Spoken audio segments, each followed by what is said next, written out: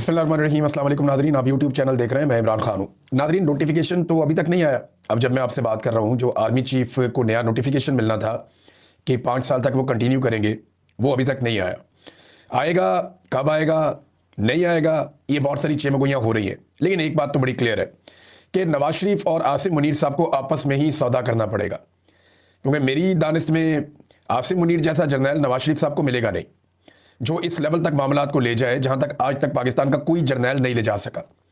पाकिस्तान में डिक्टेटर्स भी आए हैं, पाकिस्तान के अंदर बड़ी तबाही फिरी रही है, जमहूरियत को बहुत मरतबा अंडरमाइन किया गया, लेकिन इसके बावजूद ये पहली मरतबा पाकिस्तान में कोई ऐसा मिलिट्री जर्नल आया जिसके दौर में ख़वातीन तक के ऊपर हाथ डाला गया, बहुओं, बेटियों और बहनों तक पे हाथ डाला गया। इस लेवल तक आज तक पाकिस्तान की तारीख में कोई जर्नैल नहीं आया था। चादर और चार दीवारी फिर भी महफूज रही थी, चाहे वो ज़ियाउल-हक का दौर हो, चाहे वो किसी का भी दौर हो। अयूब खान के दौर में फातिमा जना मादर मिल्लत के ऊपर अटैक किया गया, उनके ऊपर घटिया चीज़ें की गई, लेकिन जो ख़वातीन थी, नॉर्मली जो आवाम थी, वहाँ पर ख़वातीन महफूज रहीं। लेकिन इस मरतबा माओ, बहनों, बेटियों, बहुओं का भी ख्याल नहीं रखा गया। तो नवाज शरीफ को इस लेवल तक जाने वाला दूसरा कोई और जर्नैल मुझे नहीं लगता कि मैसर होगा जिस हद तक आसिम मुनीर साहब गए हैं। तो सौदा आसिम मुनीर और मियां नवाज शरीफ साहब के बीच में ही होगा, जो मर्जी कर ले। अब नोटिफिकेशन जो है, इसमें अफसार आलम साहब ने भी एक स्टेटमेंट दे के एक नई कहानी सुना दी है, और जो अफसार आलम साहब कहानी सुना रहे हैं वो गवर्नेंस की है। वो मैं आपको बताता हूँ क्या है, लेकिन मेरे ख्याल में वो भी छोटा इशू है। गवर्नेंस पाकिस्तान की मिलिट्री एस्टेब्लिशमेंट यानी फौजी क़यादत या सियासी क़यादत का तो इशू ही नहीं है। इनका इशू पाकिस्तान भी नहीं है, इनका इशू अपना अपना ज़ाती मफाद, अपनी अपनी सियासत और अपनी अपनी कुर्सी है, और उसके लिए ये दुबले हुए फिरते हैं।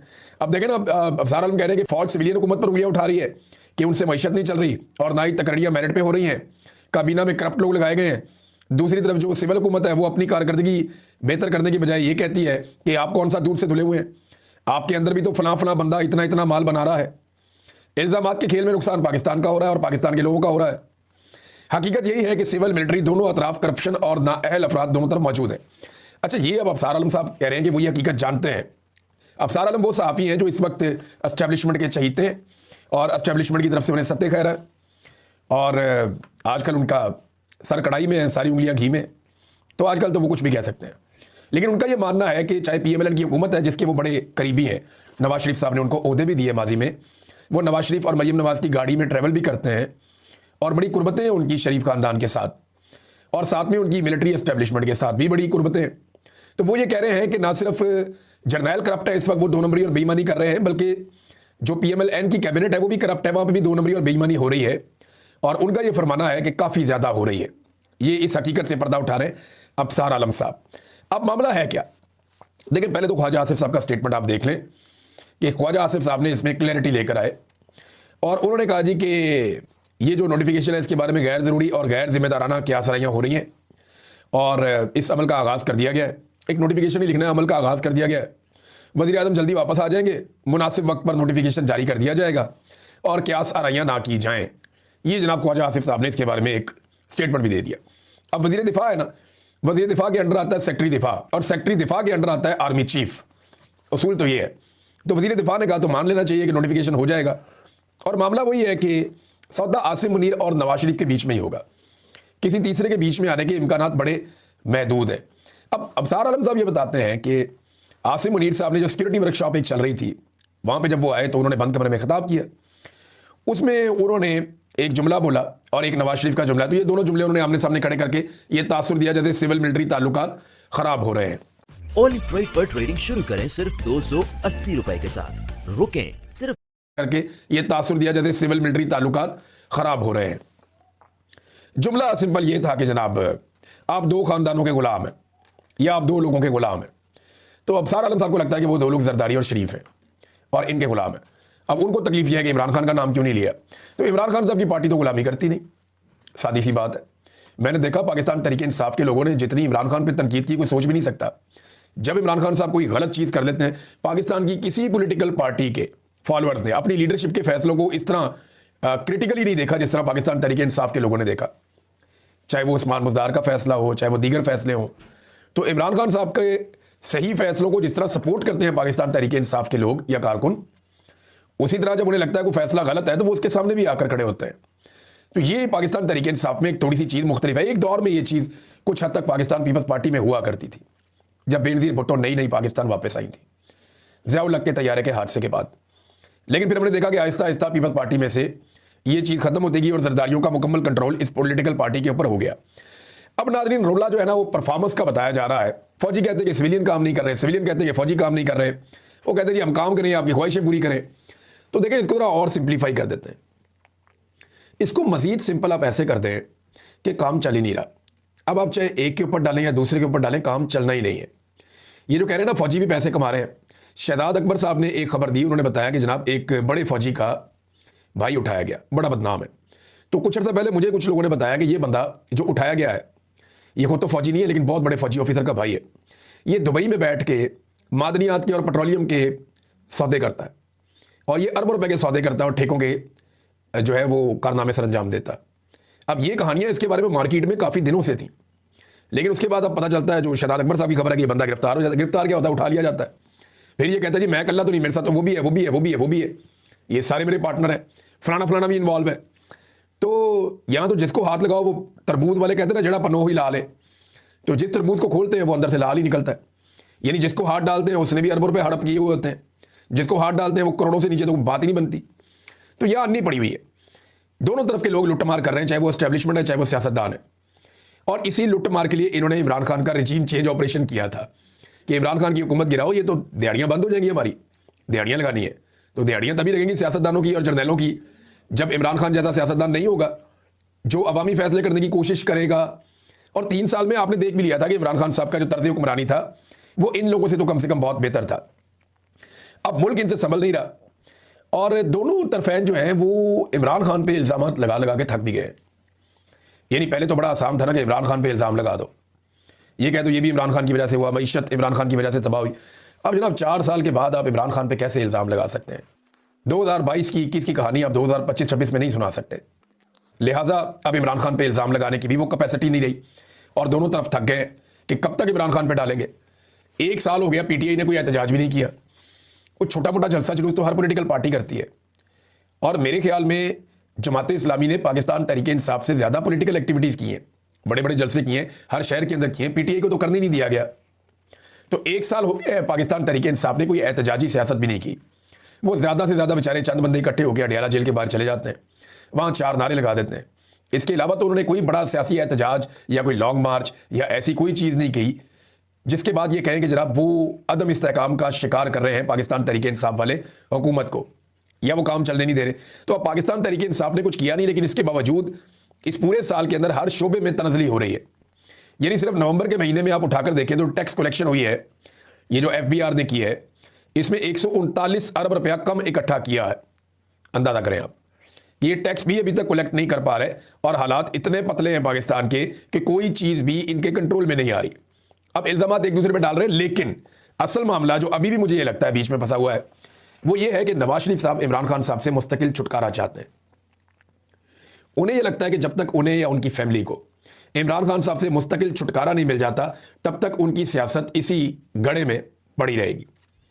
एस्टेब्लिशमेंट ये जानती है कि अगर इमरान खान साहब से कोई मुस्तकिल छुटकारा मिल गया शरीफ और जरदारी और मौलाना को या इनके ख़ानदानों को, तो इन्हें कंट्रोल करना नामुमकिन हो जाएगा, क्योंकि ये इमरान खान से ही तो डरते हैं।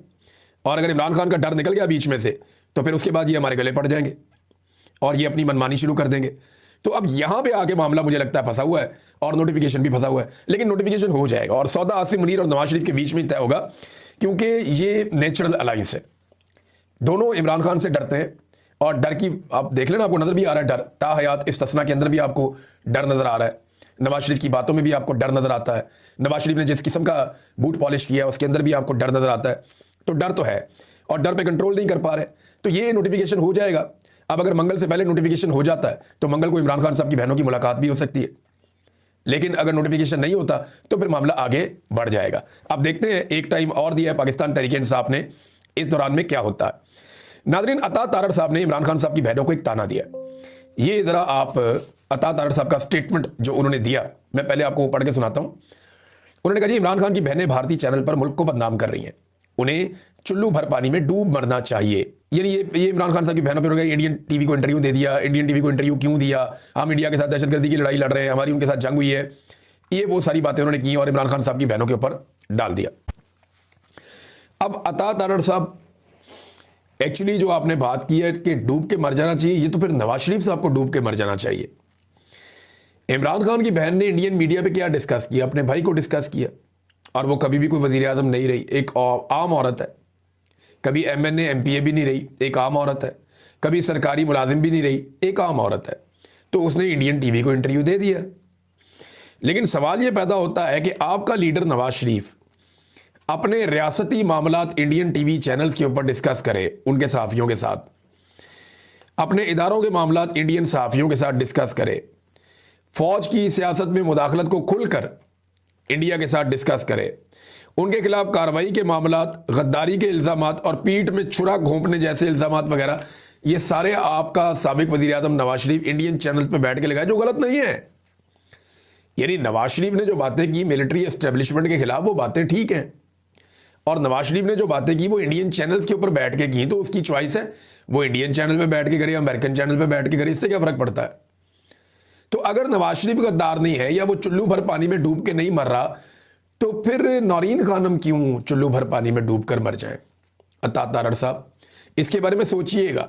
अगर आपको समझ आ जाए तो ठीक है, वरना फिर चुल्लू भर पानी में डूब कर मर जाइएगा, क्योंकि आपकी इतनी अकल ही नहीं है कि आपको कैबिनेट के इतने अहम ओहदे के ऊपर बिठाया जाए। जो आपको रटा देते हैं चंद अफसरान, वो आप आके पढ़ के सुना देते हैं, या रटा रटाया आप आकर बोल देते हैं। अपने दिमाग से काम लीजिए। आपके लीडर ने कई मरतबा इंडियन चैनल्स को इंटरव्यू दिया। अभी कुछ अर्सा पहले आप लोगों ने इंडियन सहाफ़ियों को वेलकम किया रायवंड में, जो बहुत अच्छी बात है। आप लोगों ने नरेंद्र मोदी को वेलकम किया, जनरल मित्तल को वेलकम किया हमेशा, जो बहुत अच्छी बात है। आप लोग वहाँ नवाज शरीफ साहब जाते हैं भारत में और कश्मीरी क़यादत से नहीं मिलते, हुर्रियत रहनुमाओं से नहीं मिलते, जो मियाँ नवाज शरीफ साहब की अपनी चॉइस है। मियाँ नवाज शरीफ साहब मोदी के साथ और इंडिया के साथ बेहतरीन ताल्लुकात बनाना चाहते हैं, जो बहुत अच्छी बात है। तो अगर मियाँ नवाज शरीफ साहब गद्दार नहीं है, तो एक इंटरव्यू अपने भाई के बारे में देकर नौरीन खानम कैसे गद्दार हो सकती हैं, या उन्हें चुल्लू भर पानी में क्यों डूब मरना चाहिए। सवाल तो ये है। नाज़रीन, यहाँ पे मेरे पास एक और ख़बर है, और ख़बर ये है कि गज़ा के मामले पर या इसराइल और फ़लस्तीन के मामले पर मोहम्मद बिन सलमान और डोनाल्ड ट्रंप में जो हल्की सी तलखी हुई, जिसमें मोहम्मद बिन सलमान ने यह कहा कि जब तक फ़लस्तीनी रियासत के क़याम का मामला तय नहीं हो जाता, तब तक अब्राहम अकॉर्ड का हिस्सा बनना मुमकिन नहीं है। अब मोहम्मद बिन सलमान साहब का ये बड़ा उसूली मौक़िफ़ है। यही बात इमरान खान साहब भी करते थे। मोहम्मद बिन सलमान वली अहद है, जो सुल्तान हैं शाह सलमान साहब, वो भी यही बात करते हैं, मोहम्मद बिन सलमान के वालिद। और ये एक पुराना मौक़िफ़ है कि फ़लस्तीनी रियासत का क़याम अमल में लाया जाए, फिर जो इसराइली रियासत है उसको भी तस्लीम कर लिया जाएगा। लेकिन उसके लिए शराइत ये है कि 1967 की पोजीशन पे जाएं। अब मोहम्मद बिन सलमान ने यही शर्त दोबारा डोनाल्ड ट्रंप के साथ रखी, जिस पे हल्की फुल्की तलखी हुई। पाकिस्तान ने फौरी तौर पे एस्टीमेट लगाया कि यार ये क्या हो गया, हम तो सोच रहे थे सारी गेम हाथ में है, तो हम तो 4 कदम आगे निकल गए थे, हमने तो करारदाद भी पास करवा ली। उधर मोहम्मद बिन सलमान ने डोनाल्ड ट्रंप को कहा जी पैसे वैसे मैं लेकर आ रहा हूँ, इन्वेस्टमेंट मैं करूँगा यहाँ अमेरिका में, लेकिन ये जो आप इसराइल को तस्लीम करने वाली बात कर रहे हैं, इसकी कंडीशन वही है जो पहले इसकी कंडीशन थी।